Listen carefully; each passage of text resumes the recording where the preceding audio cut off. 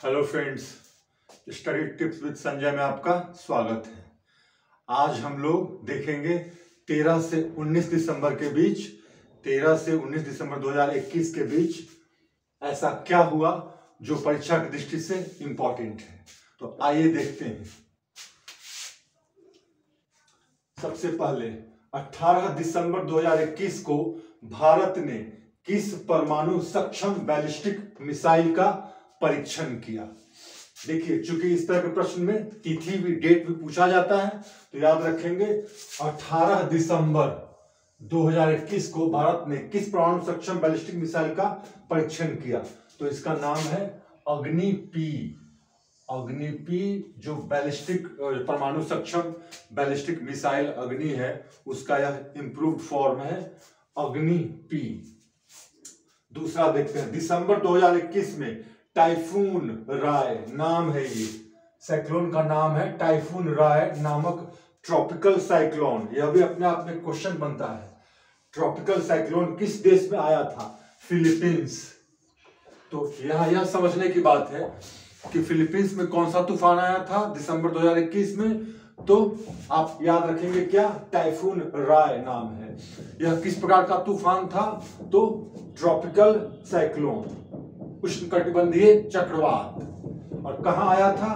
तो फिलीपींस। इस तरह से इसके 3 प्रश्न इससे बनते हैं। उसके अलावे जैसा कि मैंने पहले भी कहा है और अक्सर कहता रहूंगा ताकि आपको याद रहे कि करंट अफेयर्स में ही कुछ बातें ऐसी होती हैं जिनसे निकालकर ज्योग्राफी प्रश्न बनते हैं। तो आप फिलीपींस के बारे में भी कुछ जान लेंगे। राजधानी क्या, कहां पे है इसका, ये कहां पे है, साउथ ईस्ट एशियन कंट्री है ये, मनीला इसकी राजधानी है। तो इस तरह से कुछ बातें इसके बारे में आप ध्यान रखेंगे। तीसरा देखते हैं, दिसंबर 2021 में किस देश ने भारतीय प्राइम मिनिस्टर मोदी को सर्वोच्च नागरिक सम्मान से नवाजा? भूटान। याद रखेंगे, भूटान ने अपने सर्वोच्च नागरिक सम्मान से प्रधानमंत्री मोदी जी को सम्मानित किया है। तो भूटान। दिसंबर 2021 में सीसीआई का मतलब है यहाँ पे कंपटीशन कमीशन ऑफ इंडिया।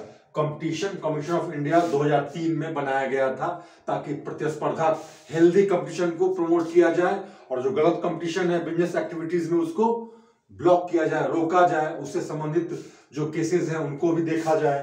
तो दिसंबर 2021 में CCI competition commission of India ने अमेजन पर कितने करोड़ का जुर्माना लगाया?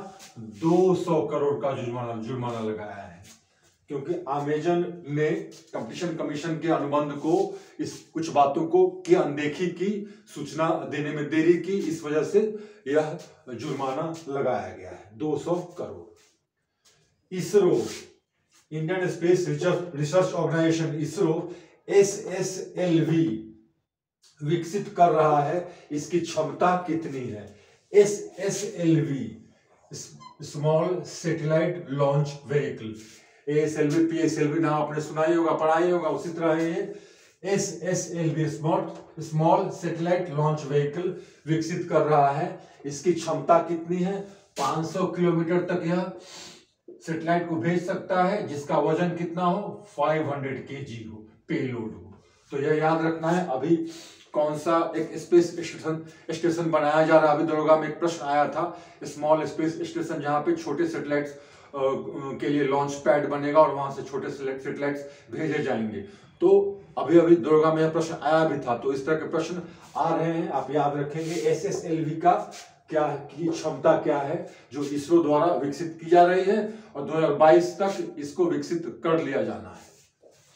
आधारभूत साक्षरता एवं संख्यात्मक सूचकांक एक इंडेक्स है। आधारभूत साक्षरता एवं संख्यात्मक सूचकांक में शीर्ष एवं अंतिम राज्य, मतलब टॉप और बॉटम राज्य, खासकर बड़े राज्यों में, इसमें राज्यों की 4-5 कैटेगरी बनाई गई है। तो बड़े राज्यों में शीर्ष पर कौन है और अंतिम अर्थात लास्ट रैंक किसको है? तो बड़े राज्यों में शीर्ष पर टॉप रैंक वेस्ट बंगाल को है और बड़े राज्यों में सबसे अंतिम स्थान बिहार को मिला है। और छोटे राज्यों में केरल, प्रथम स्थान पर है। छोटे राज्यों में केरल प्रथम स्थान पर, याद रखें। बड़े राज्यों में वेस्ट बंगाल और बड़े राज्यों में बिहार सबसे निचले पायदान पर है, याद रखेंगे। यह 10 वर्ष से नीचे के बच्चों में साक्षरता को की माप के लिए के संबंध में यह इंडेक्स आधारभूत साक्षरता एवं संख्यात्मक सूचकांक लाया गया है। दरअसल इसमें जो लिटरेसी रेट है इंडिया की और खासकर बच्चों में, उसको जानने का एक आप समझ सकते हैं एक तरीका है। वीर रानी अबक्का पुरस्कार किस क्षेत्र में दिया जाता है? थोड़ा सा अजीब नाम है, बट इस तरह के प्रश्न भी आते हैं। वीर रानी अबक्का पुरस्कार किस क्षेत्र में दिया जाता है? तो अनुसंधान एवं संस्कृति में योगदान के लिए, अनुसंधान एवं संस्कृति में विशेष योगदान देने के लिए यह पुरस्कार दिया जाता है। दिसंबर 2021 में ऑल इंडिया मेयर्स कॉन्फ्रेंस का आयोजन किस शहर में किया गया? वाराणसी में किया गया। उत्तर प्रदेश के वाराणसी में ऑल इंडिया मेयर्स कॉन्फ्रेंस का आयोजन किया गया। दिसंबर 2021 में किस F1 चैंपियन, फॉर्मूला 1 चैंपियन को नाइटहुड चौथा खिलाड़ी है जिसको नाइटहुड की उपाधि मिली है, नाइटहुड की उपाधि दी गई। लुइस हैमिल्टन है, ये ब्रिटेन के खिलाड़ी हैं, मोटर स्पोर्ट्स स्पर्धा में भाग लेते हैं। लुइस हैमिल्टन 7 बार फॉर्मूला 1 जीत चुके हैं और ब्रिटेन के हैं, इन्हें नाइटहुड की उपाधि मिली है। 1 लाख प्रति किलो में नीलाम की गई, 1 लाख प्रति किलो में नीलाम की गई असम की चाय की किस्म का क्या नाम है? मनोहर गोल्ड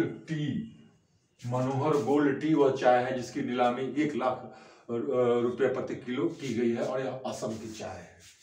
किस राज्य में भारत की पहली ग्रीन हाइड्रोजन माइक्रोग्रिड परियोजना शुरू होगी? आंध्र प्रदेश में क्या? किस राज्य में भारत की पहली ग्रीन हाइड्रोजन माइक्रोग्रिड परियोजना? एक्चुअली हाइड्रोजन क्लीन फ्यूल है, आप जानते हैं, बल्कि फ्यूचर एनर्जी के रूप में इसको कहा जा रहा है। जीएस में प्रश्न भी आता है इसमें से फ्यूचर एनर्जी कौन है? सोर्स ऑफ एनर्जी तो हाइड्रोजन एनर्जी। तो हाइड्रोजन क्लीन स्वच्छ ऊर्जा का एक सबसे बड़ा स्रोत माना जा रहा है। तो इस संदर्भ में आप जानते हैं PSU public sector unit NTPC है और एनटीपीसी का सिंहाद्री, आंध्र प्रदेश के सिंहाद्री में एक संयंत्र है, तो उसी को यह अवार्ड किया गया है इस परियोजना को चलाने का। कौन से परियोजना को? ग्रीन हाइड्रोजन माइक्रोग्रिड परियोजना। इस तरह से आप बात को सुनेंगे समझेंगे तो आपको याद रहेगा। तो आंध्र प्रदेश वह राज्य है जहां पे यह पहला ग्रीन हाइड्रोजन माइक्रोग्रिड परियोजना शुरू होगी और एनटीपीसी को यह अवार्ड किया गया। एनटीपीसी के किस संयंत्र को? सिंहाद्री में, आंध्र प्रदेश के सिंहाद्री में जो संयंत्र है उसका, वहां पे उसको तो याद रखेंगे आप। दिसंबर 2021 में यूनेस्को ने भारत के किस पर्व को अमूर्त विरासत सूची में शामिल किया?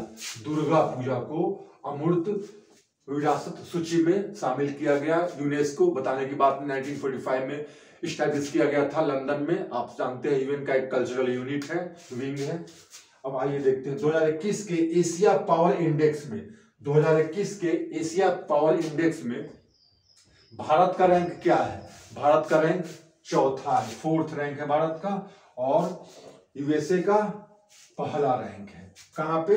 2021 के एशिया पावर इंडेक्स में भारत का रैंक चौथा और अमेरिका का रैंक पहला है। अब हम इसी वीडियो में पढ़ाने के अंदाज में कुछ और तथ्य जो इसी सप्ताह का है मैं आपको बताऊंगा। और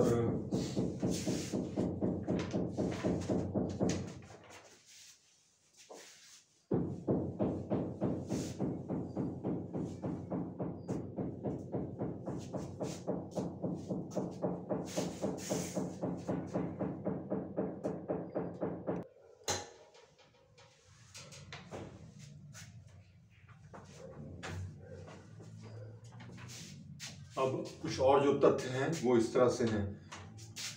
भारत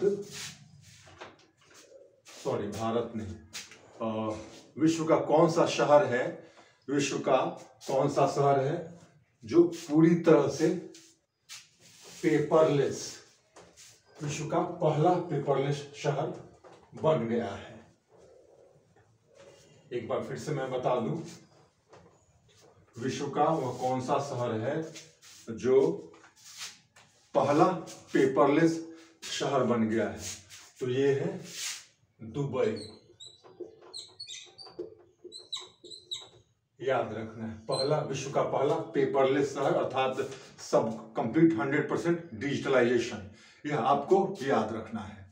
दूसरा, नासा ने एक एयरक्राफ्ट यान भेजा था जिसने पहली बार सूरज के कोरोना को टच किया है, जिसका टेम्परेचर 2 मिलियन फ़ारेनहाइट बताया गया है। तो उस यान का क्या नाम है, आपको यह बताना है। यह है पार्कर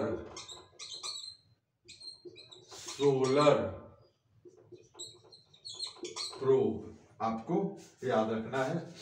पार्कर सोलर प्रोब यह अमेरिकी नासा द्वारा भेजा गया यान है जिसने पहली बार सूरज के कोरोना वाले भाग को छुआ है, जिसका टेम्परेचर बताया गया है 2 मिलियन डिग्री फ़ारेनहाइट, याद रखना है आपको। फिर तीसरा मुद्दा ये है कि भारत WTO में केस लड़ रहा था सब्सिडी के संबंधित, उस केस में भारत की हार हुई है। तो वह कौन सी वस्तु है जिस पर सब्सिडी देने के कारण भारत को उस विवाद निपटान पैनल में घसीटा गया था ऑस्ट्रेलिया और ब्राजील के द्वारा? तो वह चीनी पर सब्सिडी देने के मुद्दे को लेकर ब्राजील और ऑस्ट्रेलिया ने WTO में अप्लाई किया था, कंप्लेन किया था कि यह जो एक सीमा है उस सीमा से अधिक सब्सिडी दी जा रही है भारत में चीनी पर। तो इस विवाद निपटान पैनल में भारत की हार हुई है। अब दूसरा एक मुद्दा है चीनी शुगर, आप याद रखेंगे। अब एक और ये है कि यूरोपियन संघ का वह कौन सा पहला देश है, यूरोपीय संघ का वह कौन सा पहला देश है जिसने भांग को, कैनाबिस को वैध घोषित किया है? तो यह देश माल्टा है, माल्टा। इसके अलावा एक प्रश्न यह भी है कि 2022 में गणतंत्र दिवस के अवसर पर पहली बार भारत एक से अधिक देश के आप कह सकते हैं प्रमुख को मुख्य तिथि के रूप में बुला रहा है, इनवाइट कर रहा है। तो ऐसे कितने देश हैं? जैसे आमतौर पर आप देखते हैं कि गणतंत्र दिवस के अवसर पर किसी एक देश के प्रधानमंत्री या राष्ट्रपति को मुख्य अतिथि के रूप में बुलाया जाता है। तो इस बार वैसे कितने देश हैं, मतलब पिछले ट्रेंड को छोड़कर नया ट्रेंड लाया गया है? तो इसका उत्तर है 5 देश। 5 देशों के प्रमुख को इस बार मुख्य अतिथि के रूप में बुलाया जाएगा। ये सेंट्रल एशिया के देश हैं, यह याद रखना है आपको। 5 कंट्रीज के जो प्रधान होंगे वह मुख्य अतिथि होंगे। फिर उसके अलावा आप यह जानते होंगे हरनाथ संधू, कहने की बात नहीं, मिस यूनिवर्स यह आयोजित कहाँ हुआ था? यह इजराइल में आयोजित हुआ था। और हरनाथ संधू कहाँ की हैं? पंजाब की हैं। तो यह याद रखना है और आप सब लोग इसको जान रहे होंगे। फिर उसके बाद भारत ने किस देश के साथ हाल में दिसंबर में एयर बबल समझौता किया? एयर बबल समझौते का मतलब होता है कि पहले कोविड की वजह से यात्रियों का वहां से यहाँ आना जाना प्लेन के माध्यम से उस पर रुकावट थी, लेकिन सशर्त शर्तों के साथ अब ऑस्ट्रेलिया से भारत, भारत से ऑस्ट्रेलिया यात्री जा सकेंगे। यही एयर बबल समझौता है और भारत का दिसंबर में ऑस्ट्रेलिया के साथ ऐसा समझौता हुआ है। तो कौन सा देश? ऑस्ट्रेलिया। ऑस्ट्रेलिया। क्या एयर बबल समझौता,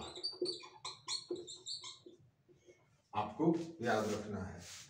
अच्छा, दिसंबर माह में मोदी जी ने एक कॉरिडोर का उद्घाटन किया, बहुत चर्चा में रहा, काशी विश्वनाथ कॉरिडोर।